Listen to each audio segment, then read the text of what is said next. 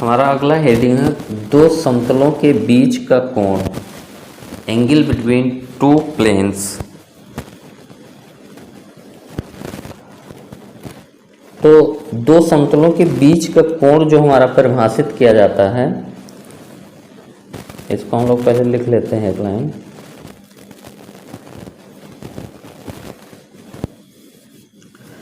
दो समतल के बीच का कोण दोनों समतल पे जो अभिलंब होते हैं उनके बीच के कोण द्वारा निरूपित किया जाता है। यानी दो समतल के बीच का कोण आपको निकालना है तो उन दोनों समतल पे जो लंब वेक्टर हैं उन दोनों के बीच का कोण निकाल लीजिए, वही आपका दो समतलों के बीच का कोण हो जाता है। तो हम लोग इसको डिफिनेशन लिखेंगे कि दो समतलों के बीच का कोण, दो समतलों के बीच का कोण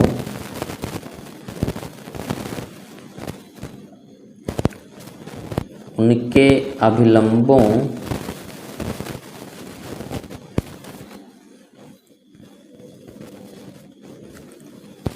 के मध्यस्थ कोण द्वारा परिभाषित है। यानी उनके जो अभिलंबों के बीच में कोण है वही हमारा दोनों समतल के बीच में कोण हो जाता है।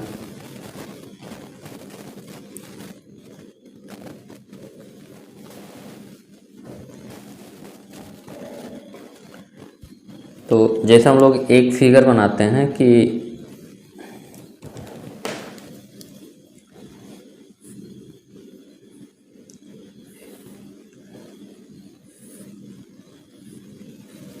एक समतल हमारा ये हो गया और एक समतल और हम लोग बनाते हैं।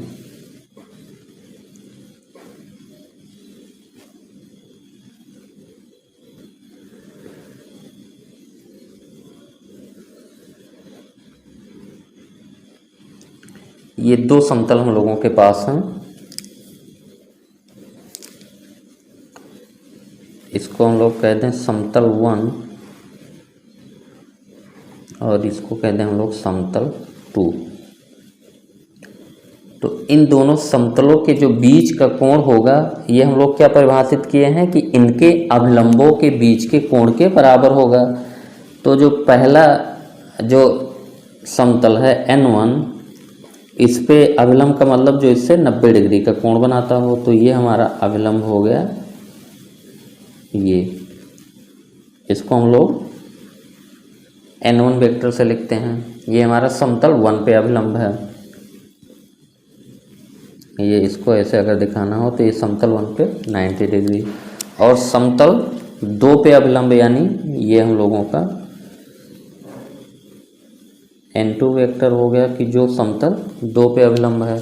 यानी ये एंगल अगर हम लोग दिखाएं, ये एंगल 90 है। तो यही हमारा जो N1 और N2 के बीच का कोण है, N1 वेक्टर और N2 वेक्टर के बीच का कोण थीटा, यही हमारे दोनों समतल के बीच का कोण हो जाता है। अच्छा, अगर दो समतल के बीच का कोण एक कोण थीटा है न्यून कोण, तो एक कोण आपका और भी बनेगा। जैसे देखिए यहाँ पे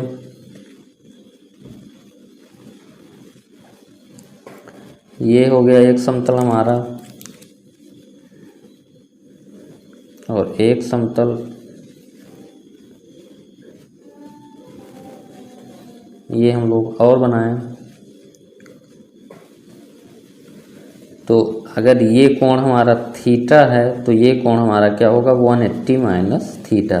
तो दो समतल के बीच का कोण थीटा है तो 180 माइनस थीटा भी उनके बीच का कोण होगा। सिंपल सी बात है। जैसे हम लोग दो रेखाओं के बीच में कोण देखते हैं तो एक हमारा, अगर ये कोण ये थीटा होगा तो अगला हमारा क्या होगा, ये 180 माइनस थीटा। एक न्यून कोण होता है तो न्यून कोण को ही हम लोग लेते हैं। तो दो समतलों के बीच का कोण उनके अभिलंबों के मध्यस्थ कोण द्वारा परिभाषित है। यानी दो समतल के बीच का कोण उन समतलों पे जो लंब वेक्टर हैं उनके बीच के कोण से परिभाषित होता है।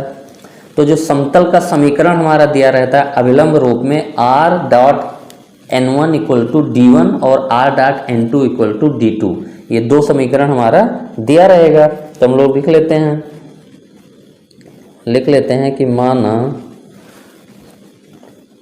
माना r dot N1 vector equal to D1 और r dot n2 vector equal to d2 के बीच का कोण थीटा है, के बीच का कोण थीटा है। तो दो समतल हमारा जो r dot n1 equal to d1 और r dot n2 equal to d2 हैं, इन दोनों समतलों के बीच का कोण थीटा है। तो हमारा ये जो थीटा होगा ये n1 वेक्टर और n2 वेक्टर के बीच का कोण होगा, क्योंकि हम लोग जानते हैं कि जो r dot n vector equal to d है, ये हमारा समतल का समीकरण है जिसमें n वेक्टर हमारा क्या है, n वेक्टर ये हमारा समतल पर अभिलंब सदिश है, समतल पर अभिलंब सदिश है। तो n वेक्टर जो हमारा रहता है n1 वेक्टर और n2 वेक्टर, n1 वेक्टर हमारा जो होगा n1 वेक्टर समतल 1 पर अभिलंब है, n1 वेक्टर समतल 1 पर अभिलंब है, और n2 वेक्टर हमारा क्या है, समतल 2 पर अभिलंब है।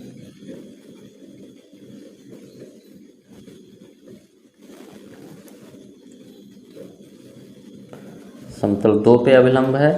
तो अब हमको दोनों समतल के बीच का कोण वो n1 वेक्टर और n2 वेक्टर के बीच का कोण हो जाएगा। तो हम लोग जानते हैं दो वेक्टर के बीच का कोण निकालने के लिए तो cos थीटा बराबर हमारा हो जाता है n1 dot n2 upon modulus of n1 into modulus of n2, और इस पूरे का होल मॉडुलस ले लेंगे क्योंकि हम लोग न्यून कोण की ही बात कर रहे हैं। तो ये हमारा सीधा सीधा फार्मूला आ गया, और ये फार्मूला हम लोगों ने समझ भी लिया कि दो समतल r dot n1 equal to d1 और r dot n2 equal to d2 के बीच का कोण का थीटा है अगर, तो cos theta equal to n1 dot n2 upon mod n1 mod n2, क्योंकि a डॉट b जो हम लोगों का परिभाषित किया जाता है, a डॉट b हमारा होता है mod a mod b cos theta, और cos थीटा, थीटा हमारा क्या होता है, a और b के बीच का एंगल। तो अगर a और b के बीच का एंगल का cos थीटा निकालना हो तो a dot b upon mod a into mod b, तो यही हम लोगों ने निकाल लिया। तो ये हमारा जो फार्मूला है समतल r dot n1 equal to d1 और r dot n2 equal to d2 के बीच का कोण, ये सिंपल सा कॉन्सेप्ट हम लोगों ने डेवलप कर लिया, दो समतलों के बीच का कोण। ठीक,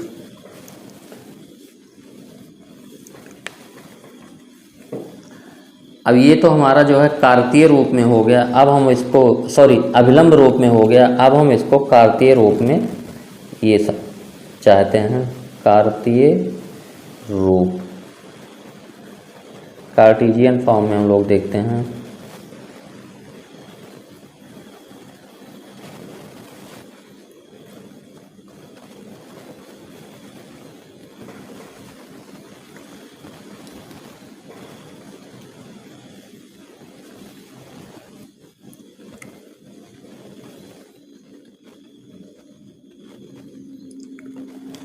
तो कार्तीय रूप में अगर हमारे जो समतल हमारे अगर दिए हों, माना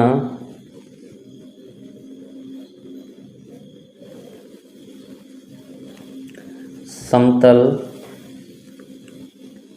यानी माना समतलों a1x प्लस b1y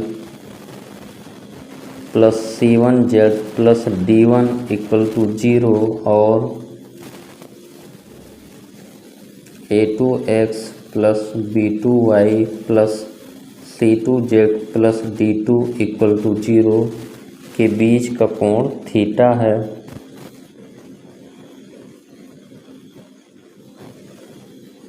कोण थीटा है।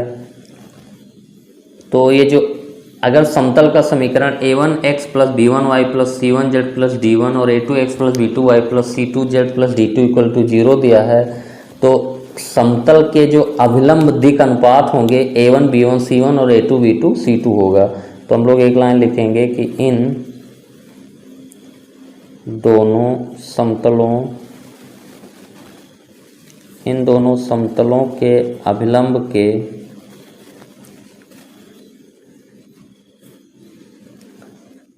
समतलों के अभिलंब के दिक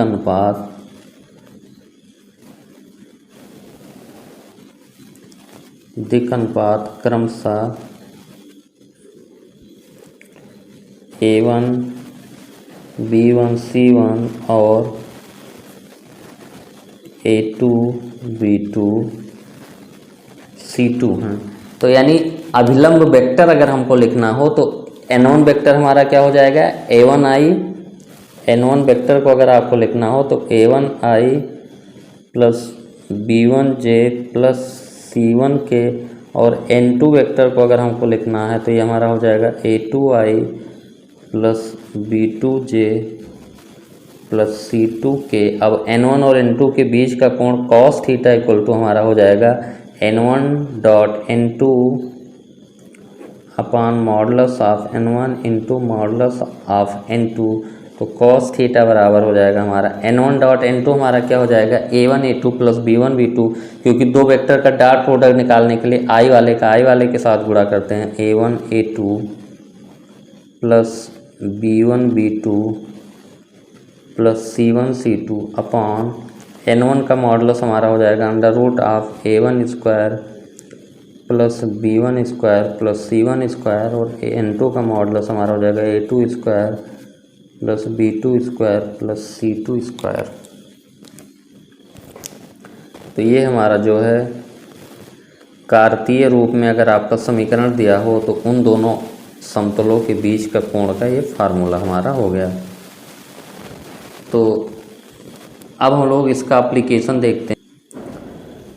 तो हम लोगों ने देखा कि R dot N1 equal to D1 और R dot N2 equal to D2 के बीच का कोण थीटा है,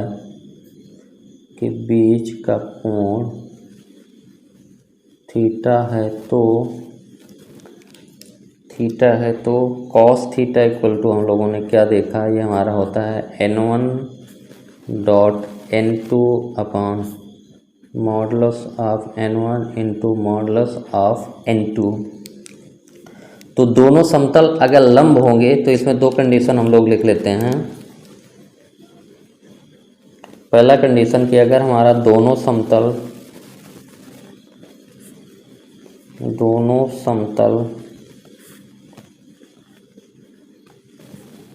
लंबवत हैं,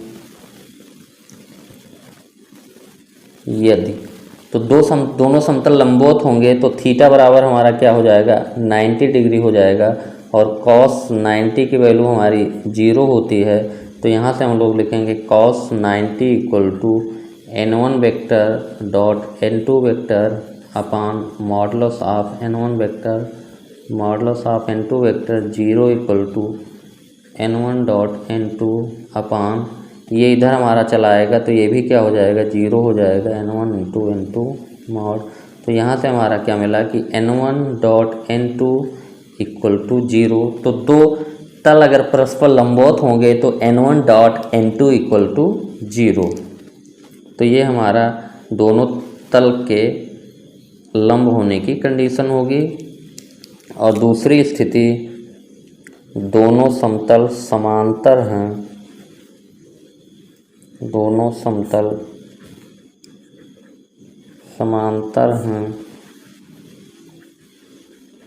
यदि, तो इसकी कंडीशन समांतर होंगे तो इसका मतलब थीटा 0 होगा, थीटा की वैल्यू 0 डिग्री होगी, और cos 0 डिग्री की वैल्यू हमारी 1 होती है। तो cos 0 degree equal to N1 dot N2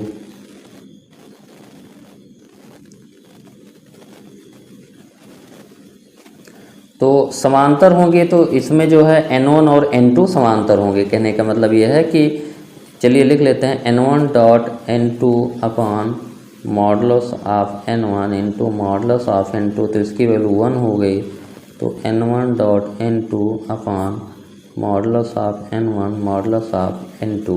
तो यहाँ से हमारा हो गया कि n1 dot n2 equal to हमारा क्या होना चाहिए, modulus of n1 into modulus of n2।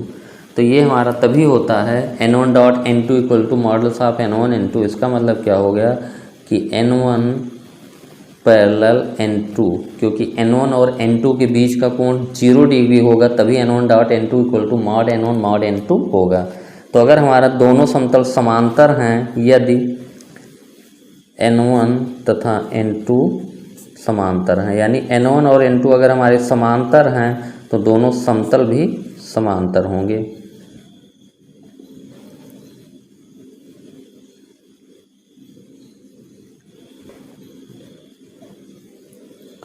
और जो कार्तीय रूप में हम लोगों ने देखा था, जो हमारा फार्मूला हम लोगों ने देखा था कि a1x plus b1y plus c1z plus d1 equal to 0 और a2x plus b2y plus c2z plus d2 equal to 0। तो इनके बीच का जो कोण आया था ये हम लोगों ने लिखा था cos थीटा बराबर हमारा हो गया था a1 a2 plus b1 b2 plus c1 c2 upon under root of a1 square plus b1 square plus c1 square into under root of a2 square plus b2 square plus c2 square. तो इसमें भी दो condition हम लोगों की बनी कि दोनों तल अगर हमारे परस्पर, दोनों समतल परस्पर लंब हैं। अगर लंब होंगे तो cos 90 की वैल्यू 0 होगी, लंब हैं यदि, तो cos 90 की वैल्यू 0 होगी तो 0 बराबर दिस, और ये नीचे वाला जाके 0 हो गया। तो यहाँ से हमारा जो कंडीशन आएगी a1 a2 plus b1 b2 plus c1 c2 equal to 0, a1 a2 plus b1 b2 plus c1 c2 equal to 0। ये पहली कंडीशन होगी। और दूसरी, दोनों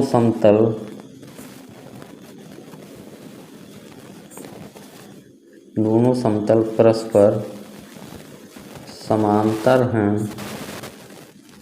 यदि समांतर का मतलब cos 0 की वैल्यू 1 हो जाएगी तो 1 इक्वल टू दिस, और दोनों तरफ 4 स्क्वायर करके और उसके बाद रीअरेंज अगर हम लोग करेंगे a1 upon a2 equal to b1 upon b2 equal to c1 upon c2।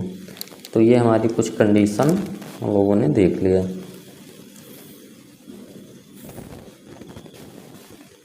Example number 22 हम लोग देखते हैं। दो समतलों 2x plus y minus 2z equal to 5 और 3x minus 6y minus 2z equal to 7 के बीच का कोण सदिश विधि से ज्ञात कीजिए। तो सदिश विधि का मतलब कि यहाँ पे हम लोग जो हमारा इक्वेशन दिया है 2x plus y minus 2z equal to 5 और 3x minus 6y minus 2z equal to 7। तो यहाँ पे हमारा जो इसके दिक, जो अभिलंब के दिक अनुपात हैं, इसको हम लोग अभिलंब समतल 1 के, समतल 1 कामा 2 दोनों के साथ में लिख देते हैं। समतल 1 कामा 2 के अभिलंब के दिक अनुपात क्रमशः, पहले के हमारा 2 1 माइनस 2 2 1 माइनस 2 और 3 माइनस 6 माइनस 2 है। तो ये अभिलंब के दिक अनुपात हम लोगों को पता है। तो इससे हम लोग क्या करते हैं, अभिलंब वेक्टर हम लोग n1 वेक्टर जो हमारा हो जाएगा, दिक अनुपात पता है तो ये 2i plus j minus 2k हो जाएगा, और n2 वेक्टर हमारा जो हो जाएगा 3i minus 6j minus 2k। अब इनके बीच का कोण जो हमारा cos थीटा बराबर हो जाएगा n1 vector dot n2 vector upon modulus of n1 vector into modulus of n2 vector. तो यहाँ से हमारा cos theta equal to n1 dot n2, यानी चलिए लिख लेते हैं हम लोग 2i plus j minus 2k dot 3i minus 6j minus 2k upon modulus of this vector. तो मॉडुलस हम लोग यहाँ पे करेंगे तो 2 का स्क्वायर प्लस 1 का स्क्वायर प्लस माइनस 2 का स्क्वायर, यहाँ से 3 का स्क्वायर प्लस माइनस 6 का स्क्वायर प्लस माइनस 2 का स्क्वायर। तो यहाँ से हमारा cos थीटा इक्वल टू आ गया। डॉट प्रोडक्ट करने के लिए i वाले का i से गुणा तो 2 into 3 plus 1 into minus 6 plus minus 2 into minus 2 upon ये अंडर रूट हमारा हो गया 9 और ये अंडर रूट 9, 36 4 40 9 49।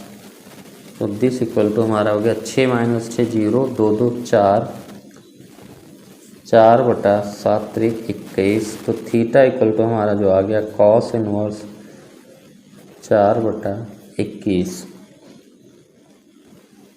ये हमारा हो गया इन दोनों समतलों के बीच का कोण।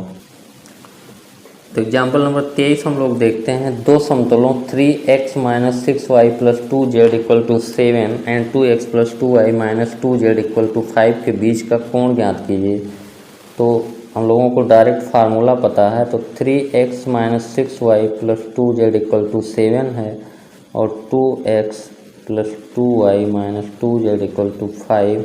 इनकी तुलना हम लोग कर देते हैं। जो स्टैंडर्ड समीकरण हमारा है a1x plus b1y plus c1z plus d1 equal to 0 और a2x plus b2y plus c2z plus d2 equal to 0 से करने पर,